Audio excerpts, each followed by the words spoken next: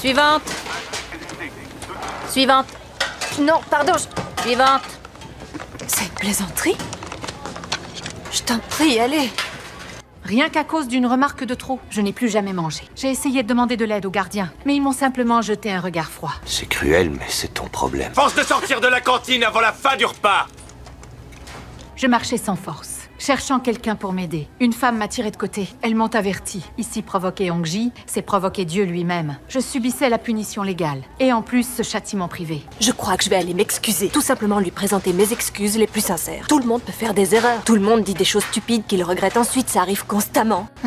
Et ça, elle devrait le comprendre.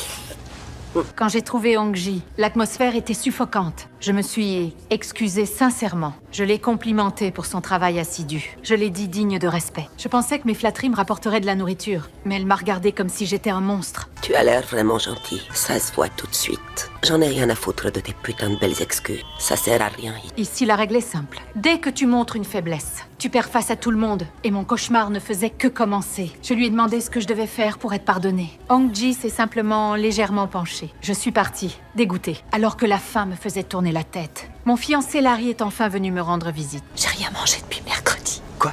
Elle s'est jurée de me faire crever de faim. De qui tu parles? Par hasard, j'ai vu un distributeur automatique. Mais le destin s'est moqué de moi encore une fois. Il avait une pancarte indiquant hors service. Chaque fois que je voulais un peu de chaleur, le maudit gardien intervenait. Avant de partir, Larry a promis de m'envoyer de l'argent. Mais je voulais résoudre le problème une fois pour toutes. Alors je suis retournée voir Hongji. Tu as dit que ma bouffe est dégueulasse, pas vrai? Je vais juste te faire crever de faim. Tu sortiras de cette prison à l'état de squelette et dans un fourgon mortuaire. Fous le camp!